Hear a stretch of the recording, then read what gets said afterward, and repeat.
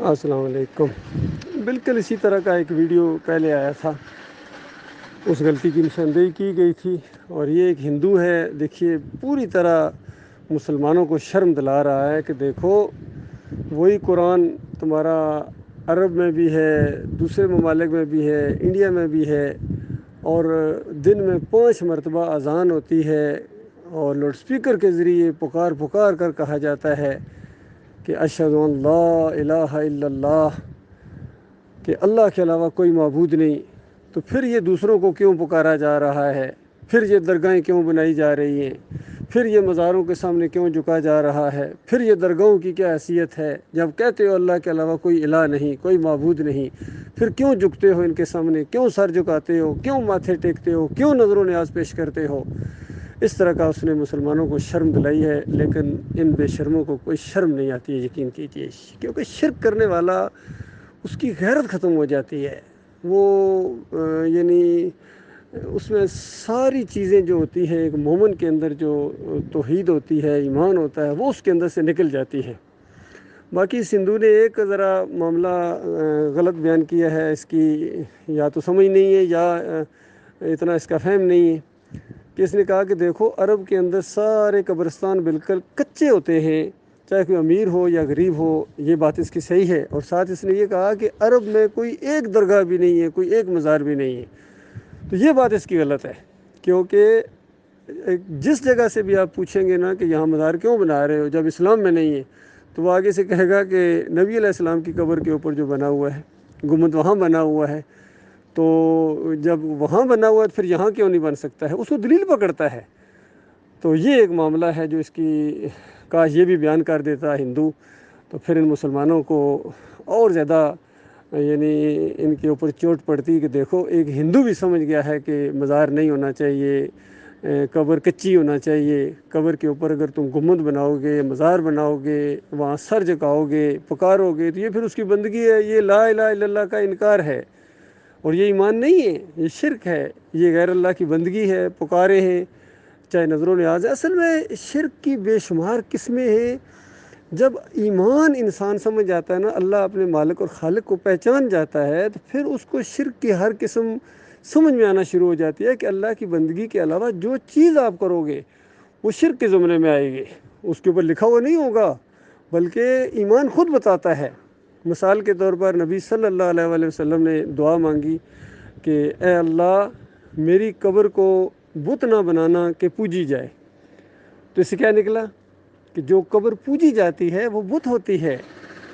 تو قبر پرستی بت پرستی ہے، یہی تو بتایا جا رہا ہے کہ مسلمانوں کے اندر یہ قبر پرستی جو آ گئی ہے یہ خالص بت پرستی ہے۔ درخت پوجا جائے گا وہ بھی بت کی حیثیت ہے، کوئی پیر پوجا جائے گا، کوئی درگاہ پوجی جائے گی، گنبد پوجا جائے گا، تو یہ بت پرستی ہے۔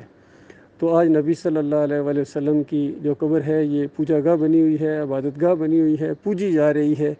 اور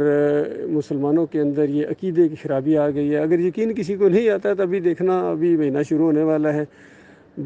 ربیع الاول کا، تو اس کے اندر یہ جو انڈیا میں، بنگلہ دیش میں، پاکستان میں ہر جگہ اس گنبد کی شبیہ بنائی جائے گی، اور گویا مسلمانوں کا گھوڑا نکلے گا، ان مسلمانوں کا، سنیوں کا گھوڑا نکلے گا۔ پہلے پچھلے مہینے میں آپ نے رافضیوں کا گھوڑا دیکھا ہے، کس طرح اس کو چومتے ہیں، اس کے سامنے جھکتے ہیں، اس کو ہاتھ لگانا اپنی وہ سمجھتے ہیں، عقیدت سمجھتے ہیں۔ تو اب یہ جو اگلے مہینے ان سنیوں کا یہ گنبد نکلے گا نا، سروں پر اٹھا کر بھاگیں گے، ادھر ادھر چکر لگائیں گے، اس کے گرد چکر لگائیں گے، عزت سے اس کی طرف دیکھیں گے، مرادیں مانگیں گے، اور اس کو ایمان اور دین سمجھتے ہوئے سب کچھ کریں گے۔ تو یہ پوجا جا رہا ہے، گنبد ہر جگہ پوجا جا رہا ہے۔ جائے نماز کے اوپر ایک طرف بیت اللہ اور بائیں طرف گنبد بنا دیتے ہیں، حتیٰ کہ قرآن کے اوپر اندازہ لگائیے، میں نے خود دیکھا ہے، تاج کمپنی کا ایک قرآن مجید تھا، اس کے ٹائٹل کے اوپر جو ہوتا ہے وہ ایک طرف بیت اللہ اور بالکل مقابلے میں گنبد۔ تو بتاؤ اگر یہ گنبد بھی اگر شرک کی نشانی نہیں ہے، شرک کا سمبل نہیں ہے، تو اس کے بعد پھر کیا شرک ہے؟ تو یہ معاملہ ہے۔ کاش ان مسلمانوں کو یہ بات سمجھ میں آ جائے، ان کے عقیدے کے اندر اگر خرابی نہیں ہوگی تب ان کی مشرق اور مغرب میں روب اور دبدبہ ہوگا۔ آج ان کی ذلت اور خواری ہر جگہ بالکل، بلکہ آج میں نے ایک ویڈیو سنا، جارڈن کا کوئی